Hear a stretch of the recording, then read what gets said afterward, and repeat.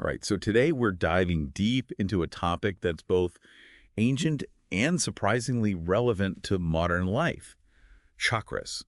I'm sure you've heard of chakras before. Oh, I absolutely. mean, a yoga class or just in conversation about wellness, but we're going way beyond the basics today. Yeah, it's fascinating to me how chakras kind of bridge that gap between our physical bodies, the tangible and the more like subtle world of energy. Yeah, it's almost like an energy map to well-being. Exactly. And what's really cool is that the whole concept of chakras spans different cultures and time periods. Like hmm it's not just one tradition, it pops up all over these ancient philosophies. Exactly. And it's really amazing to see how this understanding of chakras evolved, like threads kind of woven into these different spiritual tapestries. So let's start piecing this puzzle together. Where does the idea of chakras even originate?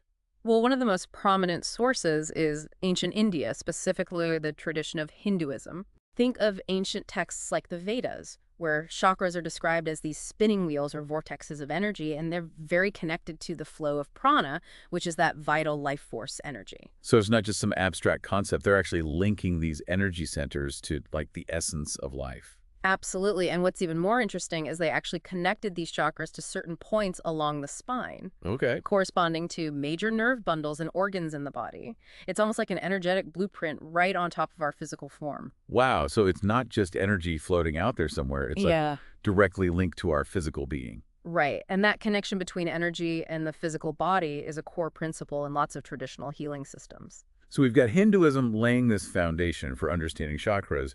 Did other traditions kind of pick up on this idea too? Yeah, absolutely.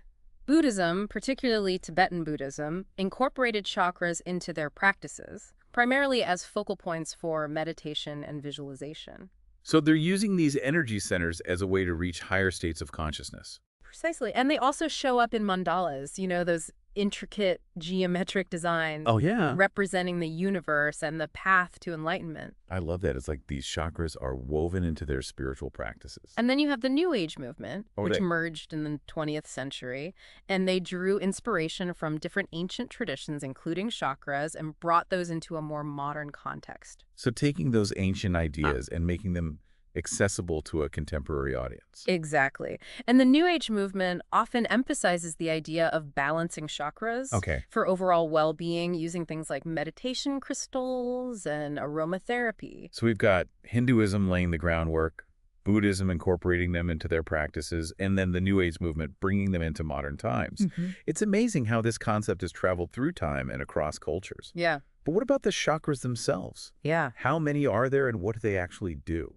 Well, the most widely recognized system is that of 7 major chakras, each one associated with a specific location in the body, a color, and a function. Okay. And they run along the spine from the base to the crown of the head, almost like an energetic ladder.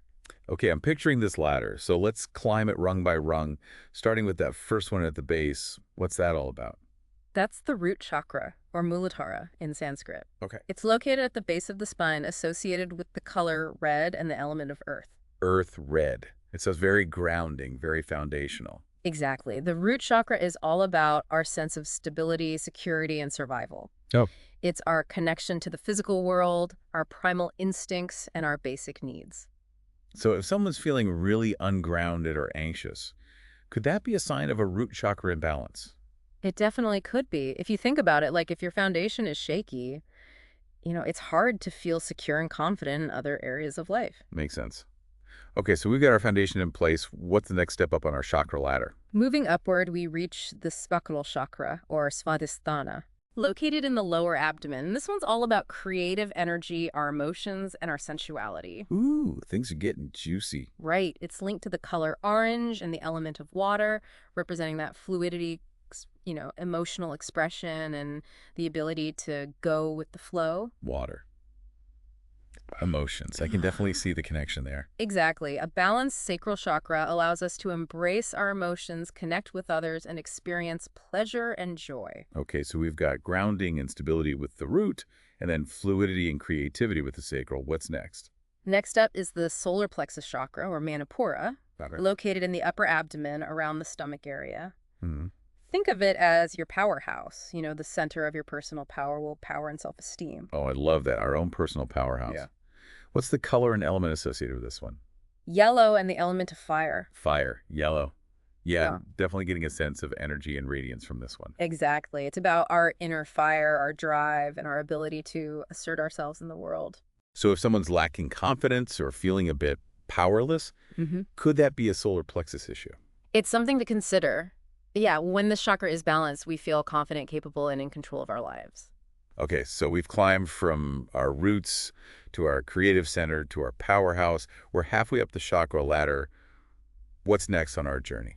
Now we arrive at the heart chakra, or anahata, located in the center of the chest. This one's all about love, compassion, and connection. The heart chakra. I feel like this one's particularly powerful, Yeah. Especially in today's world.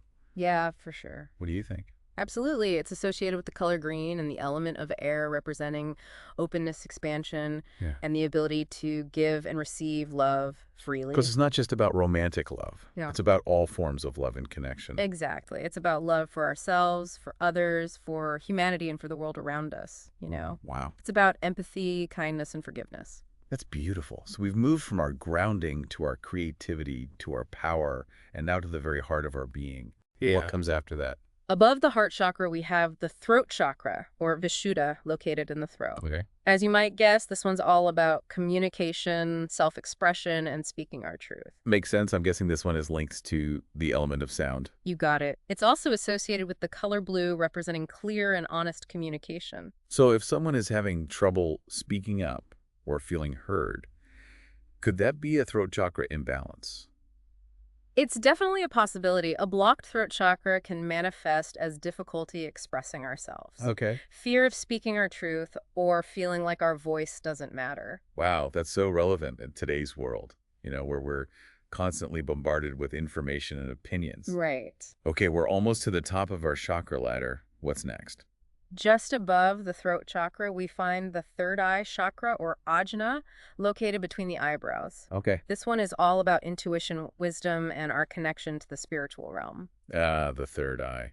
That's the one you always hear about when people talk about psychic abilities, right? Exactly. It's associated with the color indigo and the element of light, representing our ability to see beyond the physical world and access our inner wisdom. So it's about trusting our gut instincts and tapping into that deeper knowing within us. Absolutely. Yeah. It's about seeing the bigger picture, understanding patterns, and connecting with our inner guidance system. Okay, so we've climbed from our roots to our creative center, to our powerhouse, our heart, our voice, and now to our intuition. Right. We finally reached the top. Tell me about this last chakra. At the crown of our head, we find the crown chakra, or Sahasrara. Okay. This is our connection to the divine, to universal consciousness, and to a sense of unity with everything. Wow, that sounds incredibly expansive. It is. It's often associated with the color violet or white, and it kind of transcends the elements in the same way that other chakras, do. Okay. It's about pure consciousness, spiritual awakening, and realizing our true nature. Okay, so we've got these 7 major chakras, each with its own location, color, element, and function. But are they just these separate, isolated energy centers?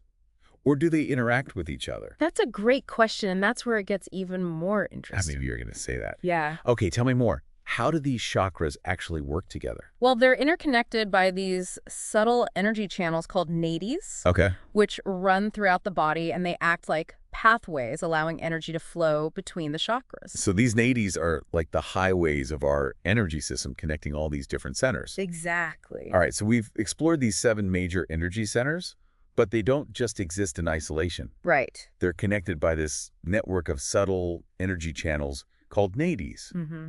But it sounds like there's even more to this intricate system. Is that right? There is. The concept of chakras is also closely related to the 5 koshas, Okay. which are layers of being described in yogic philosophy.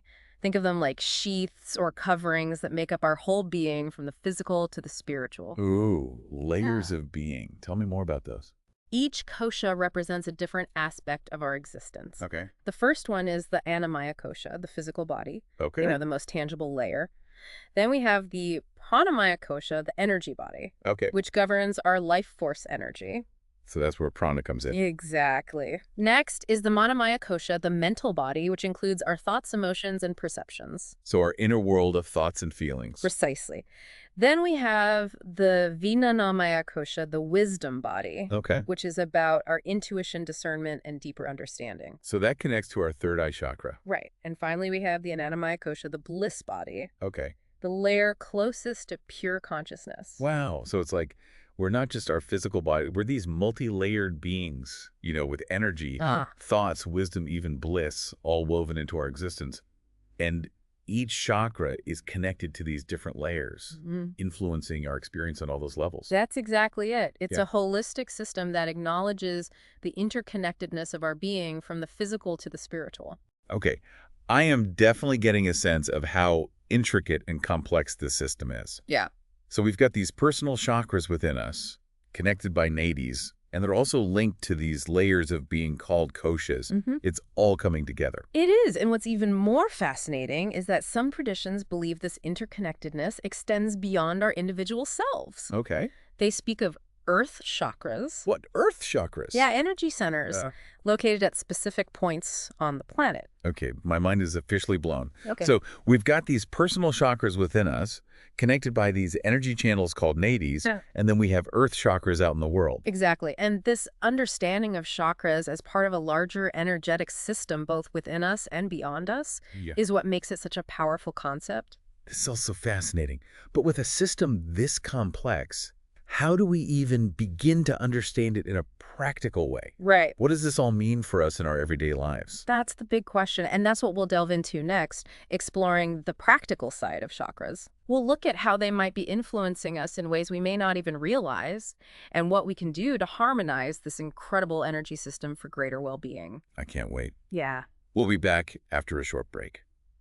So we've explored this intricate map of energy centers, within us. Yeah. But what does it all mean, like in a practical sense? Right. How can we actually work with these chakras to bring, more balance and well-being into our lives? That's what I'm curious about. Well, it's one thing to understand the concept, but I'm all about practical application. Right. What can we do to tap into this energy system and make it work for us? Well, there are so many techniques and practices out there, each with its own unique approach. Some are ancient traditions, others are more modern interpretations, but they all aim to, harmonize and balance the flow of energy within the chakra system. Give me some examples. What are some of the most, common or effective techniques? Meditation is a powerful one. It's about quieting the mind, turning inward, and bringing awareness to each chakra. Some people visualize the color of the chakra. Others focus on its spinning energy. I've tried chakra meditations before, and I do feel a shift in my energy afterward. Yeah. It's like you're tuning into those subtle vibrations. Exactly. You can also use affirmations or mantras during meditation to kind of enhance the effect. For example, for the root chakra, you might repeat something like, I am grounded and secure, to reinforce those qualities. So you're using words and intention to kind of direct the energy. Yeah. What about yoga? Yeah. I know there are specific poses that target each chakra. Absolutely. Yoga is amazing for balancing chakras because it combines physical movement with breath work and focused awareness. Yeah. And certain poses can either stimulate or soothe specific energy centers. Like how a forward fold can feel really grounding? Yes. Is that working with the root chakra? Exactly. Forward folds can help to ground and stabilize that root chakra, while back bends can open up the heart chakra and promote feelings of love and compassion. Okay, so yoga gets the energy flowing through movement and breath. I've also heard about crystals being used for chakra healing. Is there something to that? Yes, crystals. They've been used for centuries in various healing traditions, and they're believed to have specific vibrations that can resonate with different chakras, helping to clear blockages and restore balance. So it's like each crystal has its own unique energy signature. They can interact with our own energy field. Exactly. For example, red jasper, with its earthy tones, is often used for grounding the root chakra. Ah, that makes sense. Right. And what about rose quartz? Yeah. I always feel so peaceful around rose quartz. Rose quartz is associated with the heart chakra, and its very gentle and loving energy can help to open and heal the heart and promote feelings of self-love and compassion. Okay, I can see the connection there. What about aromatherapy? Yeah. I've heard essential oils can be really powerful too. Aromatherapy is another wonderful tool for working with chakras. Essential oils extracted from plants have been used for centuries for their therapeutic properties. Okay. And each oil has a unique aroma and energetic vibration that can impact our mood and well-being. So how do you use essential oils for chakra balancing? You can diffuse them in your space, add them to a bath, or even apply them topically, diluted in a carrier oil. For example, lavender oil with its calming and relaxing properties is often used to soothe the heart chakra. Okay, so you might diffuse lavender during meditation Yeah, or add a few drops to a bath to create that peaceful atmosphere. exactly. What about sound healing? Sound healing is incredible. Sound is vibration. And just like everything else in the universe, our bodies vibrate at specific frequencies, and different sounds can resonate with different chakras, Oh, okay. helping to clear blockages and restore harmony. So it's like using sound waves to retune our energy system. What are some common sound healing tools used for chakras? Tibetan singing bowls are often used for chakra balancing. Okay. Their deep resonant tones can create a sense of deep relaxation and help to shift stagnant energy. Each bowl is tuned to a specific frequency, often corresponding to a particular chakra. So you might use a specific bowl to target a chakra that feels out of balance. Exactly. There are also tuning forks, crystal singing bowls, and even chanting or vocal toning that can be used for sound healing. Yeah, there are so many different techniques to explore. Yeah, It's like you could create a whole chakra balancing toolkit right. with crystals and essential oils and singing bowls and yoga poses. Exactly. And the best part is you can experiment and find what resonates with you. Yeah. There's no one-size-fits-all approach. It's about listening to your intuition and discovering what feels good for your unique energy system. That's empowering. Yeah. But I have to ask, are there any risks involved in working with chakras? Yeah. I mean, we're talking about powerful energy here. That's a very important point. Yeah? While these techniques can be incredibly beneficial, it's crucial to approach them with respect, awareness, and proper guidance. You know, for example, overactivating a chakra can actually throw things further out of balance. Oh, interesting. So it's like anything else, you can have too much of a good thing. Exactly. Balance is key.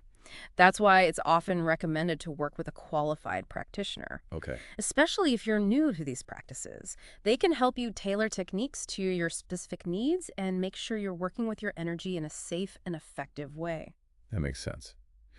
So we've talked about all these amazing techniques for balancing chakras, but I'm curious, how does all this tie into modern life? Right. I mean, chakras are an ancient concept. Yeah. Are they still relevant in today's fast-paced, tech-driven world? That's a great question, and I think that's one of the most fascinating aspects of chakras. Okay. This ancient system has so much to offer us in terms of understanding ourselves and navigating the challenges of modern life. Like how? Give me some examples. Well, some proponents believe that chakra imbalances could be contributing to the rise of modern illnesses and ailments. Really? That's interesting. In what way? Well, think about it. We live in a world that's constantly bombarding us with stress, information overload, and technology. Yeah. And this can take a toll on our energy system. It's like our nervous systems are on overdrive all the time. Exactly. And this can lead to energy blockages and imbalances in the chakras. For example, chronic stress can lead to a blocked root chakra, Right. which can manifest as anxiety, fatigue, digestive issues, or even insomnia. Wow. So it's not just about feeling a little off energetically. It could actually be impacting our physical health. Exactly.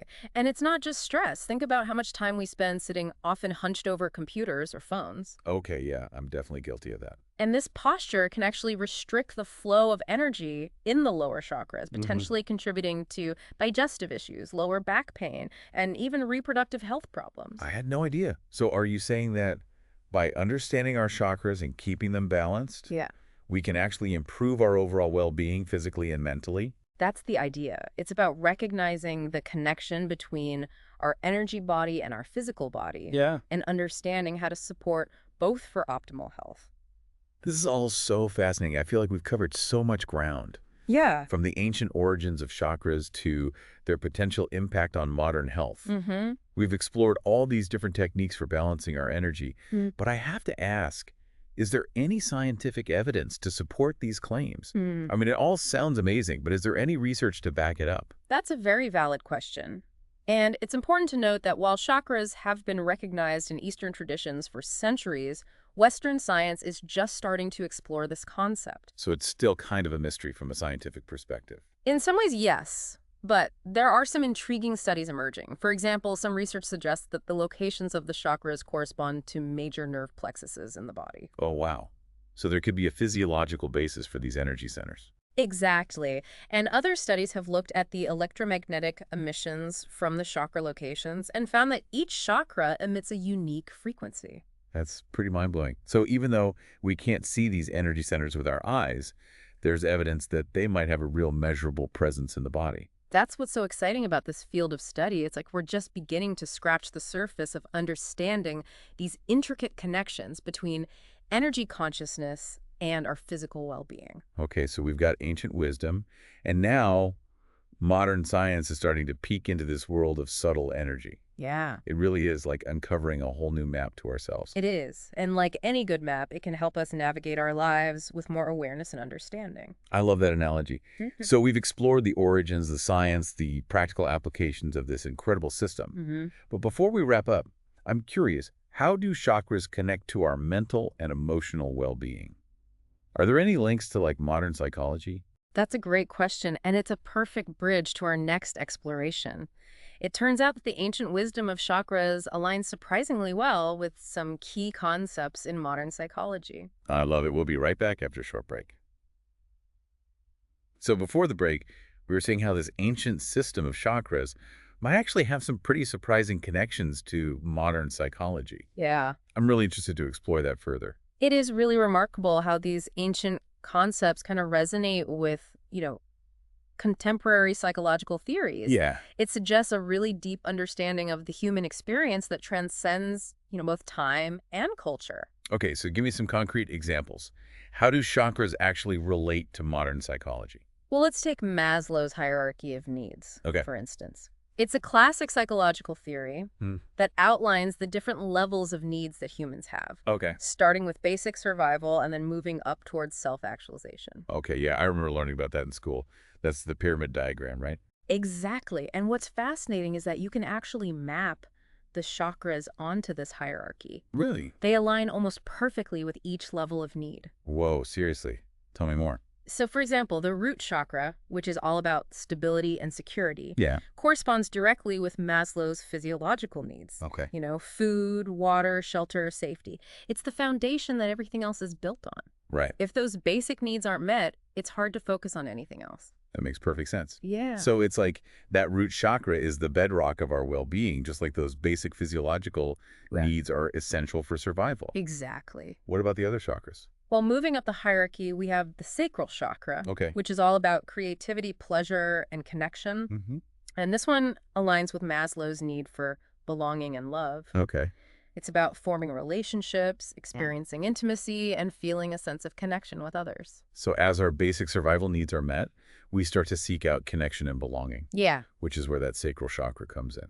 exactly. And then we have the solar plexus chakra, Okay. which is about personal power, willpower, and self-esteem. And this corresponds to Maslow's need for esteem and recognition.